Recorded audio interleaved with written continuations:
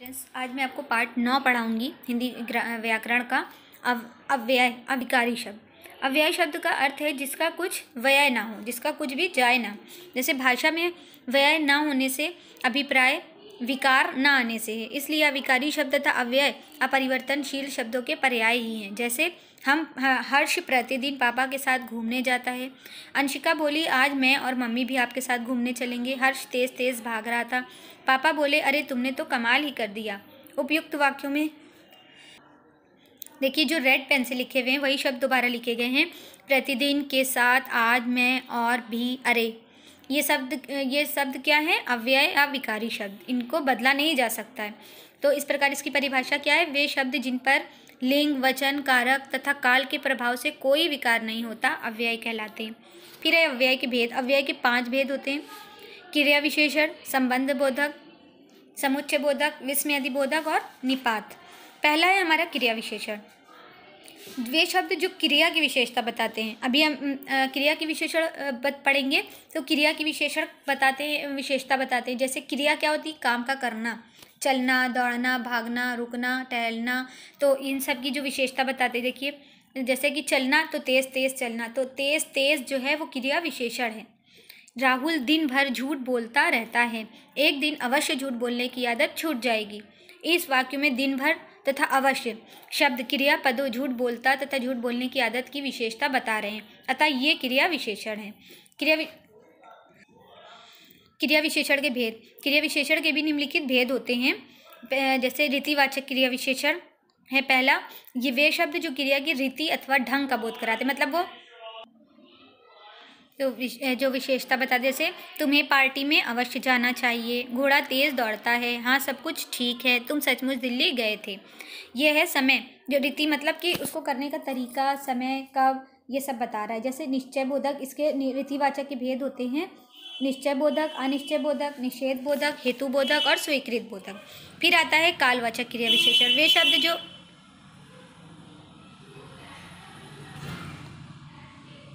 वे शब्द जो क्रिया के होने का समय बताते हैं, कालवाचक क्रिया विशेषण कहलाते हैं। जैसे कल से वर्षा लगातार हो रही है।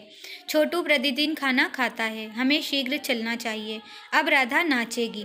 मतलब क्या है? इसमें समय बता रहा है कि कैसे, किस समय हो रहा था, तो ये बता रहा है, तो इसको हम कालवाचक क्रिया विशेषण कहते हैं।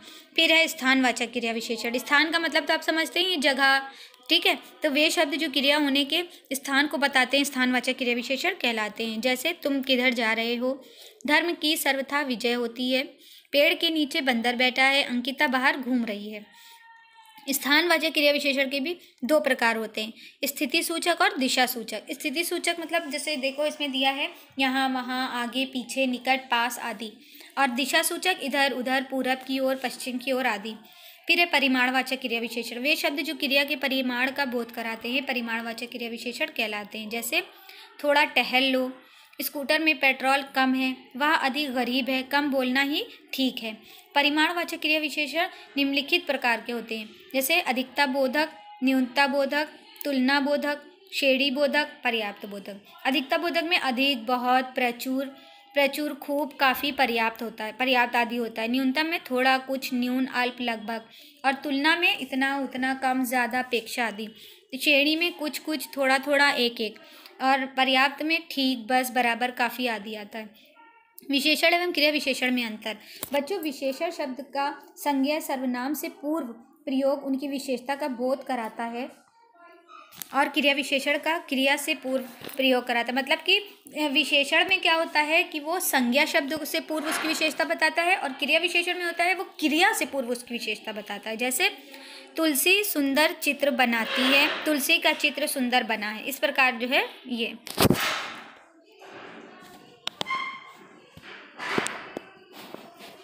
फिर आता है हमारा संबंध बोधक। बच्चों, वे अव्यय जो संज्ञा सर्वनाम शब्दों के साथ आकर उनका संबंध वाक्य के अन्य शब्दों के साथ जोड़ते हैं, संबंध बोधक कहलाते हैं। जैसे पिंजरे के अंदर शेरनी है, उसके साथ 4 बच्चे भी हैं। तो संबंध बता रहा है कि शेरनी के बच्चे हैं, उसके साथ हैं। और संबंध बोधक के भी भेद होते हैं। पहला तो प्रयोग के आधार पर होता है। तो प्रयोग के आधार पर जैसे देख के दिया है, वह डर के मारे काँप रहा था। प्रयोग के आधार पर है, प्रयोग के आधार पर ये शब्द बताया जा रहा है, ठीक है। तो और उसके बाद खा वाला है, वे संबंध बोधक जो बिना विभक्तियों के आते हैं, जैसे विपुल मित्रों सहित खेलने गया है।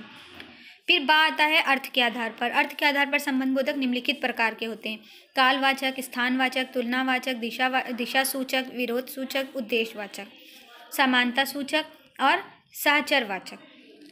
इन संबंध अवयवों का प्रयोग अधिकतर के विभक्ति के साथ होता है।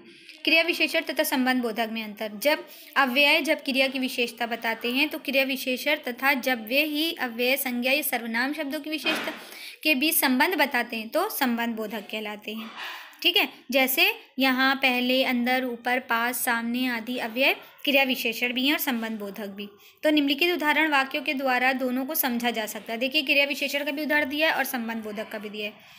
फिर है समुच्चय बोधक। वे अव्यय जो दो शब्दों, वाक्यांशों और शब्दों को जोड़ने का कार्य करते हैं समुच्चय बोधक अव्यय कहलाते हैं। इन्हें योजक भी कहते हैं। जैसे देखिए, जो पेन से, रेड पेन से लिखा हुआ है, यदि, तो, क्योंकि और इसलिए। तो यदि, तो, क्योंकि और इसलिए ये शब्द दो शब्दों का वाक्यांशों अथवा वाक्यों को जोड़ रहे हैं, वे शब्द समुच्चय बोधक कहलाते हैं। समुच्चय बोधक अव्यय के भेद दो प्रकार के होते हैं: समानाधिकरण समुच्चय बोधक और वैधिकरण समुच्चय बोधक। समानाधिकरण में क्या होता है? समान स्थिति वाले। ठीक है, समान स्थिति वाले, जैसे कि किसी का अगर हम नाम ले रहे हैं तो वो नाम ही है, फल के नाम ले रहे हैं तो फल के ही नाम है। तो वाक्यांशों या वाक्यों को जोड़ने का कार्य करने वाले समुच्चय बोधक को समानाधिकरण समुच्चय बोधक कहते हैं। जैसे और, तथा, एवं, किंतु, परंतु, लेकिन, या, मगर, इसलिए आदि। फिर समानाधिकरण समुच्चय बोधक निम्नलिखित चार प्रकार के होते हैं: संयोजक, विकल्प सूचक, विरोध सूचक, परिमाण सूचक, वैधिकरण सूचक। फिर वैधिकरण सूचक भी चार प्रकार के होते हैं: करण बोधक, संकेत बोधक, उद्देश्य बोधक, रूप बोधक।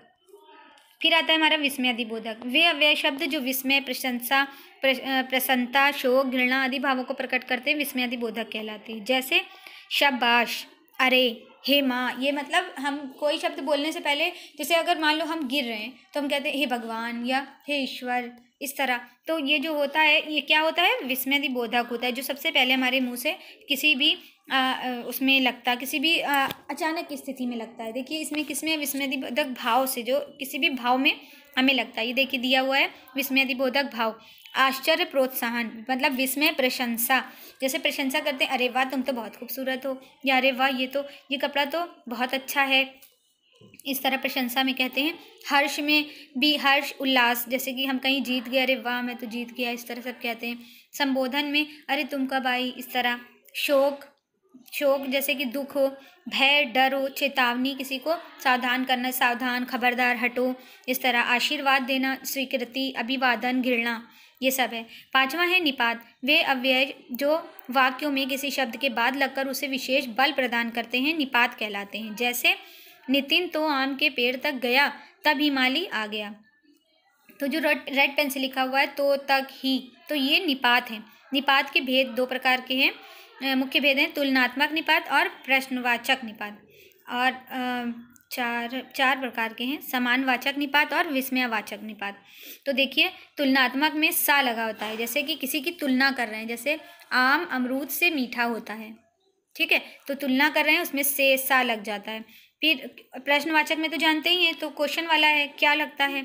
सम्मान में क्या होता है? जी, जैसे मम्मी जी, पापा जी, ऐसे लग जाता है। विस्मय में क्या होता है? विस्मय निपात। अभी हमने आपको विस्मयादि बोधक पढ़ाया था, उसमें बताया था कि हर्ष, मतलब कोई भी जो हमारे भाव प्रकट होते हैं वो, तो उसी तरह विस्मयवाचक सूचक में भी, निपात में भी ऐसा ही होता है। फिर है स्वीकारवाचक निपात। स्वीकार मतलब हमें कोई काम कहा गया है तो हम उसको मानते हैं और उसको करेंगे भी। हाँ जी, हाँ जी, हाँ जी, ये सब होता है। निषेधवाचक में क्या होता है? मत, मतलब नहीं। निषेध का मतलब ही है नहीं, काम को नकार देना। तो इसमें देखिए दिया हुआ है ना, जैसे दिया है मत, फूल मत तोड़ो। फिर है नकारात्मक निपात में क्या है? नकारात्मक का मतलब भी होता है नहीं। निषेध में होता है कि निषेध का जो मतलब होता है, जैसे कि कहीं कहीं लिखा रहता है ना कि यहाँ पर फूल तोड़ना निषेध है, मना है।